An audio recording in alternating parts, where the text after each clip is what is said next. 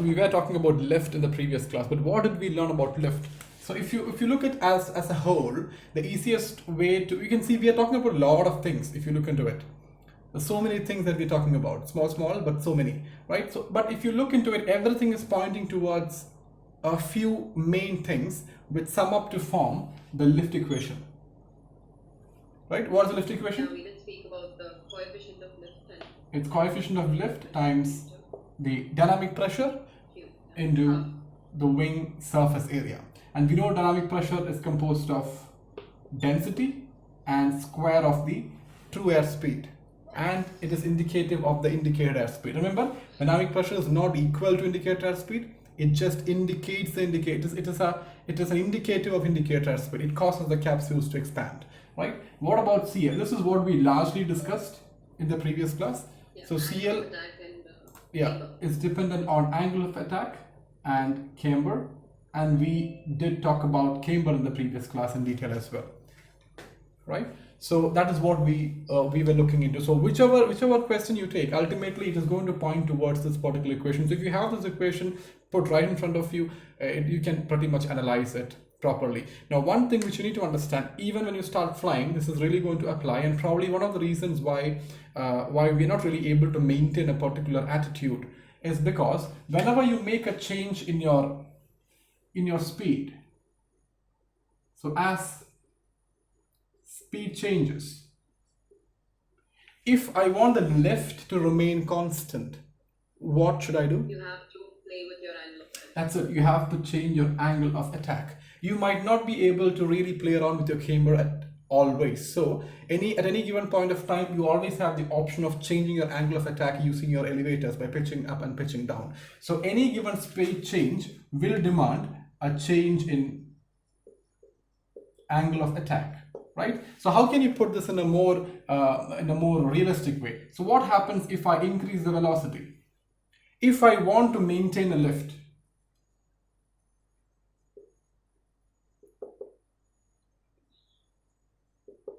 so if I want to maintain a constant value of lift, it's just a recap of what we studied in the previous class, nothing new here. So if I want to maintain lift, and if I increase my velocity, you see what is going to happen to the lift. It's going to increase by the square of velocity, which means the lift is going to increase, right? And therefore, if I don't want the lift to increase, I want the lift to be equal to weight, I want the aircraft to be in equilibrium. What should I do? I have to reduce my coefficient of lift. So when I increase my velocity, I am deliberately reducing the capability of my wing or the aerofoil to generate lift, which is what we call as the coefficient of lift. And how is this possible? How can you reduce the coefficient of lift? And that is done by reducing your angle of attack. You have to reduce your angle of attack so that your coefficient of lift reduces to compensate for increase in velocity, thereby maintaining your lift, right? Now, on the other hand, if you think about reducing your velocity, right? So think about this. An aircraft flying in straight and level, right? So it is flying straight and level. Now all of a sudden I reduce my velocity. What happens if I don't do anything about it? If I just let the velocity reduce, what is going to happen to the aircraft? Lift will reduce. Lift will reduce, and therefore you'll have an effective force now acting downward because of the weight. And what happens? That's going to push the aircraft all the way down, which means the aircraft is going to descend. Yeah, it's going to lose altitude. Correct. If you want to prevent this losing of altitude, you have to maintain your lift.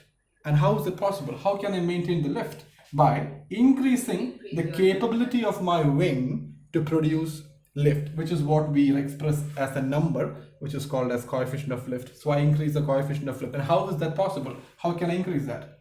By increasing the angle. By increasing the angle of attack. And how will your airplane look now? Is it going to climb?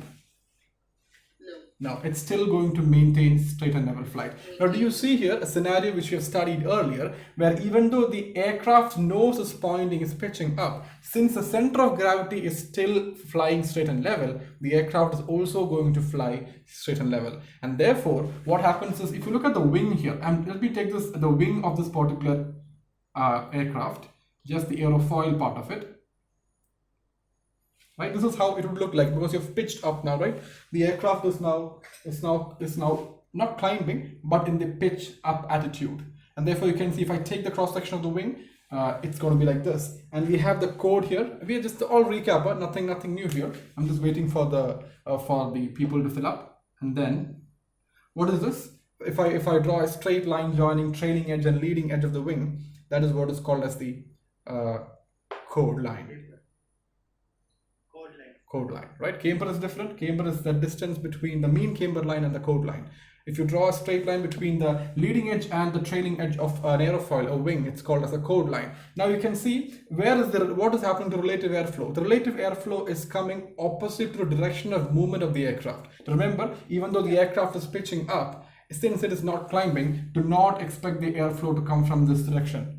It is not coming from that direction. It's going to come opposite to the movement of the aircraft, which is the movement of CG, right? Therefore, the relative airflow is going to come from this direction. And therefore, you can see that there's an angle that is made by your chord with the relative airflow. And what is that? That is the angle of attack. And what happened to the angle of attack in comparison to this particular aircraft here? It has increased. Thereby, you are increasing your coefficient of lift, compensating for reduced velocity, thereby maintaining your lift. Now, I'm reducing my velocity again, right? I'm having an aircraft here, and I think I'm catching up with the aircraft. The only thing is I cannot climb, I cannot descend. I cannot descend because of terrain. I cannot climb because of another aircraft. I cannot turn left, right, and I'm kind of stuck. I want to reduce my speed. I can still reduce my speed. But when I reduce my speed, what should I do? I should increase my angle of attack furthermore. Thereby, so basically what I'm doing is when I reduce my velocity, I'm increasing my coefficient of lift, which I'm doing by increasing the angle of attack and to maintain the lift. And therefore the aircraft is going to pitch up further, but still moving in that direction, right? There's a further increase in angle of attack. The angle of attack is not really measured like this. It's between the chord line and the relative airflow, but I'm just drawing it like this. So you can see how the angle of attack is increasing with reduced velocity. So angle of attack increases, and if you reduce the velocity furthermore, the angle of attack has to be increased furthermore. And we have also studied that this does not mean that you can go down to zero velocity and you can have maximum angle of attack and still be airborne or still maintain lift, right? There's a limitation. What is that? Yeah, that's the angle stall. That's it. The limitation is not your speed. The limitation is your stalling angle of attack, also called as the critical angle of attack. And for a jet aircraft, it is usually around 15 to 18 degrees, right? So this can go up to alpha is equal to alpha stall. And the corresponding V is called as the stall speed. And remember, the limitation is not the stall speed. The aircraft can stall at any given speed. But the aircraft on a given aerofoil will always stall at a particular angle of attack. So we have seen all those things before, if you remember, right? Say for example, if the weight increases, the aircraft becomes heavier. Now the aircraft is still going to stall at the same 16-degree angle of attack, but at a higher stall speed. And that's why we say with increase in weight, the stall speed increases. Are you connected, Hiloni? Yes, sir. Yes, good evening. Hi. Good evening. How is your flying going? Did you go solo? Flying a bit. No, not yet. It's going quite slow. I took leave in between and now they've got DGC audit, so no duels for 3-4 days. Yeah, okay. And you might have got a bit rusty also. Probably you can take a couple of extra flights and then go for solo. Yeah, there was fine, just 3-4 flights more because I'm left with emergencies and those things. Okay, So that's fine. Solo, we do those things. Yeah, should be fine soon. Yeah, it should be fine. No hurry, as I told you, no rush. This is just a recap of what we just studied in the previous class. All right. Now, yeah, that's it. Now let's look at. So we are done with lift. Now we have a small portion after lift, but we will come back to that after learning about drag. Right. So we'll look at drag now.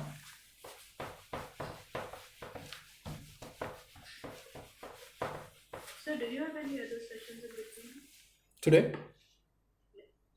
Like, did I miss anything in between? No. I was just explaining